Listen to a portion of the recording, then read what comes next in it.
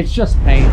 Let's check it out. What's going on, and welcome back to another episode of Paint Society, the channel where the learning doesn't stop when the video ends. Well, we're back here with our MDX, and today we're going to be talking about the importance of using a sealer as we move into the painting of the parts of our MDX. Now, so far what we've done is I've taken all of our parts, the bumper, the hood, and the fender, and well, we gave them one more final scuff with 320 grit, making sure that we don't have any sort of any glossiness, and we want a nice uniform finish before we went into degreasing. Now, degreasing and washing with water might back you up and slow you down just a little bit, but it will yield a nicer end product because you don't have any of that dust or contamination still in the sand scratches. So as we waited for those parts to dry, we're gonna hop on taking apart this door over here and prepping the door and the fender for our blends. And what a blend is well, we're gonna be blending the color from the hood and the bumper into the fender over here.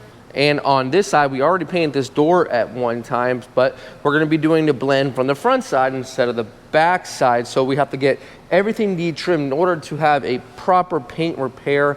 Everything's gotta come off. There's no way around it. You can't tape around any of these. Well, you can, but what will happen eventually is you'll get a little peeling because you didn't scuff it up well enough. So this has got to come off, this has got to come off, the mirror, the trims, all that. So let's get this thing de-trimmed, and we'll talk a little bit about the prep to move it into the paint booth.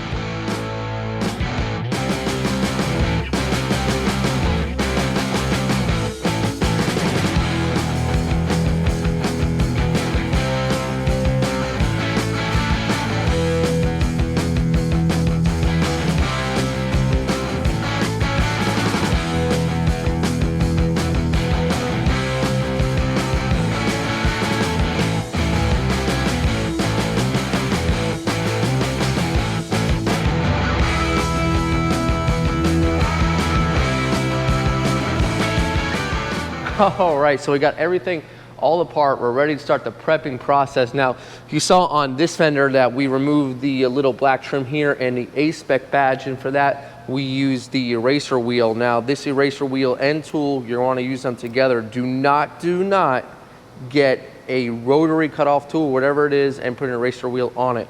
You'll find out the hard way that it will burst, and it will burst right into your stomach. So do not do that. Make sure I'll put one in the description, follow that link. That's what you want to use. Now, since this is original paint, I did use it on there. On the passenger side, I was a little bit hesitant because it is a little bit more fresher paint, so I kind of just moved it along. It took a little bit longer, but I used my fingers to get it off. If you guys have a better way of getting that double-sided tape to liquefy a little bit better, or what your tips or tricks are, let me know, because that's something I always kind of fight if I'm not using the eraser wheel. So what I'm going to do now is I like to get my panels nice and clean, and to do that you can use a mineral spirits, wax and grease, or even a thinner. So I have a thinner on my rag, and yeah, I have some residue over in this area still from the adhesive, and there's some just general contaminants on the surface, so I like to use this to really help just get my panel clean. Remember, I always like to sand on a surface that is nice and free of any sort of contaminants. That's not that bad, but that will be going right into your panel. We'll just follow that up on the driver's side as well. Make sure you get off the door edge guard. I've seen people in the past, it drives me insane. They paint over the door edge guard, the clear edge guard. That is something that just completely blows my mind. If you've ever seen that before, let me know. If a job is painted over the door edge guard, usually I'm not gonna take it in because what's underneath it is even worse. So let's talk about how to prep this up. This is a blend, the door is a blend. I got some sandpaper, let me show you. We're ready to start prepping now. We gotta be especially careful. Look at all these hard edges, all right? If we burn through one of these edges, we've completely defeated the purpose of what a blend is, okay? So we're gonna be using a K800. I don't wanna go any more aggressive than this. Now you can use K800 or P800. K is just gonna cut a little bit faster, a little bit better. Paper's gonna last a little bit better. We have an interface pad as well. And that interface pad is gonna really help to take the cushion, take the shapes of this fender, but we don't wanna use too much aggression here. We just wanna basically go over the surface and then we'll assess from there.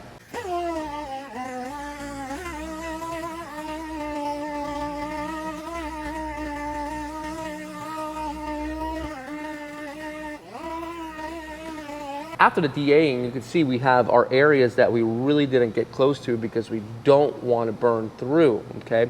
So we have our K800 cut into different sheets like a rectangle and a hand pad right here, which we can use. And now we'll go around by hand, because by hand we have more control. We don't have to push so hard. We're just gonna let the paper, you know, do the cutting for us, and we can get into all these areas. And the reason why you want them to be sanded is because you don't want any peeling paint. Now, we don't have to completely flatten them out. We just want it to be a dull shade. That way the paint's gonna stick. Just moving along to the different areas and not flattening out too much. Just, once again, dulling the surface. When we see that it's dull, that's an indication that our paint is going to stick. All right, so be very easy on these edges. You don't want to burn through. After all that, I'd like to finish up with a 3M Flex gray scuff pad. I really find that it gets into all the crevices because it's not a completely flat surface on the pad, and you're able to really get a nice, clean, dull finish. So this is looking good for now. Let's go over to the door. Let's perform the same task.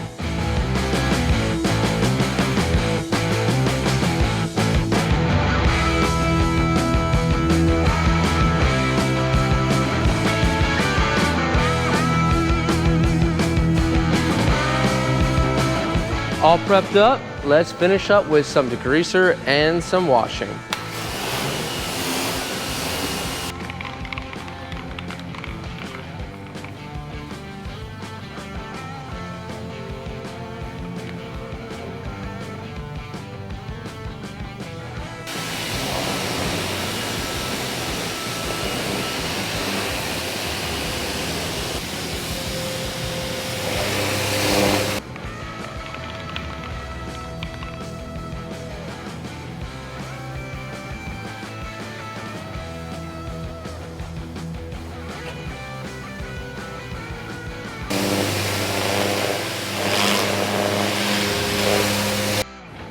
Got it all in the booth, well, almost all of it. Well, the hood is pretty big, takes up a lot of room with the fender over there. I got my blend, and I got my blend. How many of you would try to squeeze that one in somewhere here? I don't like to move around when there's not space. It's just asking for an accident. So what I'll do is I'll just paint all this, and then the next load, I'll just paint that bumper right there, rather than bumping into it by accident. I just feel, in my opinion, it's better to concentrate on the parts that I have in the booth rather than trying to get a big front SUV bumper in here and then just, you know, juggling around way too much. So let me know what you would have done in this situation. All right, so let's get this thing masked up, and then we're ready to start spraying down some sealer, base, and clear coat.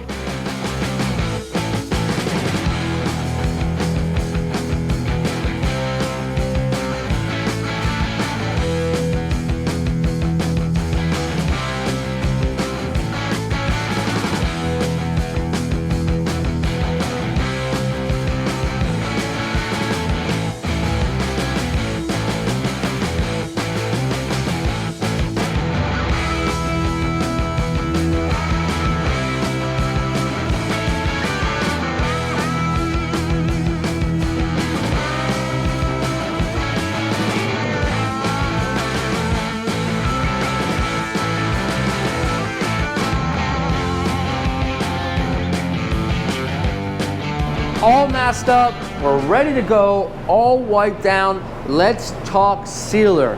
All right, so these are the black primer parts, and it's gonna take a lot of coats to get to that. Now, could you have primered this and then sanded it down? Yes, you can do that. You do yourselfers at home. It's a little bit extra steps, but you can do that if you wanna get some primer on it. Now, let me talk to you about what we use, and I talk to you all the time about Color Build. Color Build is an amazing sealer primer system. It depends on how you mix it up. You can get a thicker primer or a thinner sealer. And once again, I'm gonna talk to you guys, you cannot take a primer and make it a sealer unless it is designed to do that. And you can simply go into the technical data sheets and it'll explain to you what additives you need to. So before you buy a primer sealer, check to see, is it a primer and a sealer? And basically what will happen, as I just mentioned, is the primer will be a thicker coat and it'll be mixed up differently, and then the sealer might be mixed with more reducer or something like that to thin it out. So keep that in mind when it comes to buying a primer. Maybe you can get one that is both. Now for Color Build, it's very hard to find. Finisher Master is the store that does sell it, because they do sell our stick-ins. So keep that in mind as well, that I am using a blue sealer, but it is very hard to find. So we're gonna finish mixing it up right now, and then we're gonna spray it on the hood. We're gonna spray it on the fender. I'm gonna spray it on the top of the fender here, and then I'm gonna spray it on the side right here. And the reason why I'm doing that is to make sure that we have a perfect match, and as a visual aid to tell me, hey Brian, you're covered, you have enough coats. On the hood here, we will be doing the sealer underneath, and then I'll leave it in base with some base clear over it so it doesn't scratch up. That's the route I'm gonna go on this one, and then we'll lower down the hood a little bit and then finish the top off. Let's get rolling.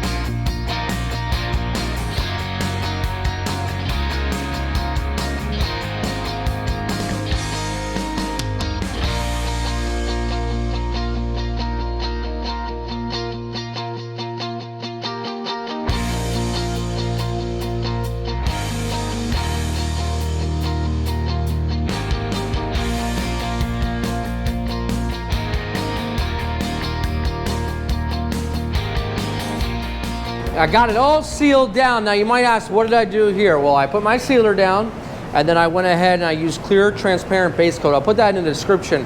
Pretty much it's clear base coat, and that's what we're gonna use on the underside of the hood. So now you don't have to worry about that edge of sealer. It's nice and smooth. Same thing here. Right here, it'll be a nice smooth edge. Perfect, okay? Now, I put this sealer here because this is gonna be a visual aid for me, right?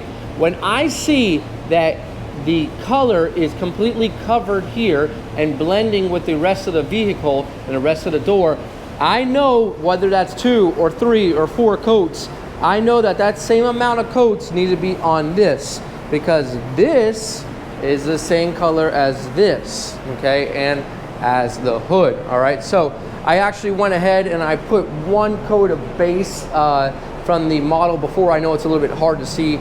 From the Steel Night Blue Pearl, this vehicle is actually Apex Blue Pearl. We had it laying around, and I put it on there to cover, so I'll go ahead and put 1 more coat of the correct paint, which is Apex Blue Pearl. I mixed up 28 ounces.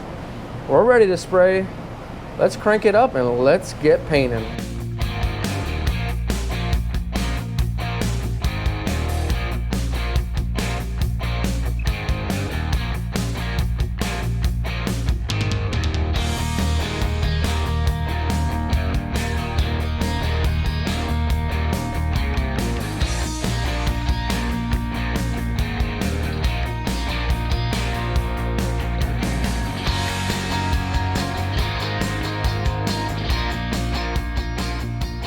Lay down 2 coats of base. I only showed you 1 on camera. Now we're gonna check that sealer edge, and we're gonna use the Astrolight. This is probably, I think, around 60 bucks. Do not waste your time with the 3M sun gun, okay? This thing dies, it dies, it's heavy. and it's very expensive. I mean, 3M makes a lot of awesome products. They really do, but that's not one of them. This Astrolight does the same thing. So let's check it out. I'm gonna show you what I mean.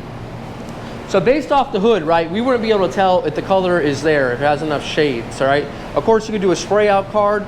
That will work as well, but if you're doing what I'm doing here, then you can tell, or at least I can, that this leading edge right here, you're not gonna be able to see it too much on camera, but it's a little dark still, okay? It doesn't have that vivid blue. It's a little bit dark. If I bring my light away, you might be able to pick up that leading edge, okay? So what does that mean? That means, hey, Brian, guess what? The color's not covered yet. We can even look at our tape, right? And our tape right there, it's still yellow, right? So that shows me, hey, I think I still need some more paint. So look at your visual cues, all right? I think about maybe 2 more coats we should be able to get out of this. So let's get spraying those 2 coats and then we'll come back and we'll check her out.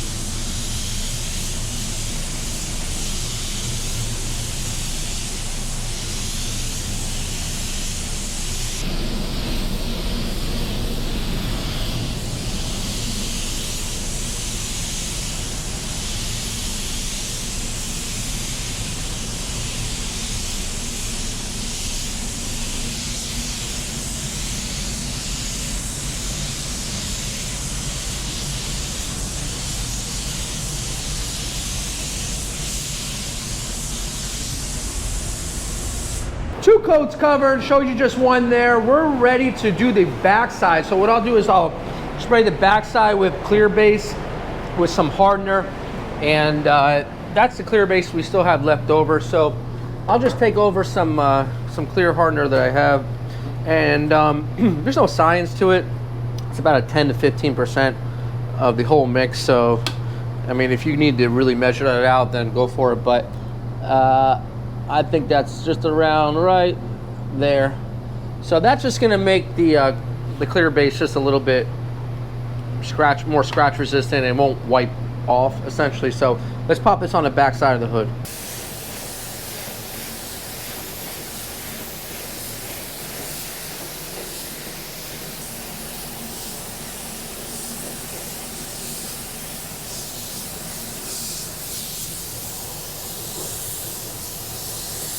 Yeah, I know it's hard to see, but all that is clear base. It's a dull finish, just like the original. So I'll show you guys when we go to put it back on the card in the next episode that they look exactly the same. So we're ready to clear.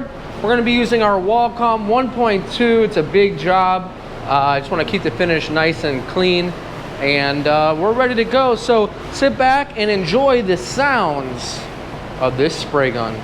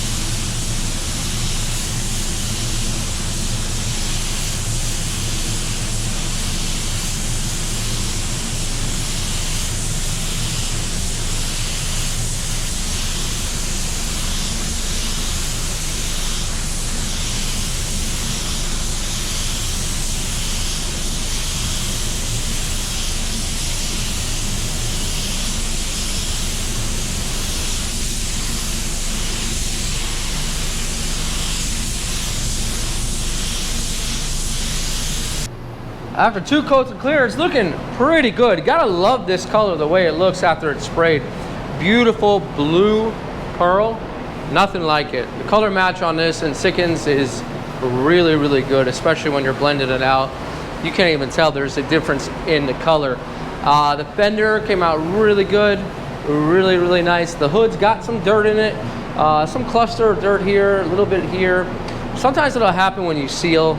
The sealer can, I don't know, in our system, the only complaint I have about color build is even when you strain it, the sealer's a little bit dirty, but nothing that a little bit of sandpaper can't fix. I know you can't see it on camera, but there's a few in here, and then there's a few in here. So I'll flatten that out with 2,000, 3,000, and then we'll buff it up, and then we'll get it installed. So let's go ahead and get that bumper painted, because that's the only thing that didn't make it into the booth.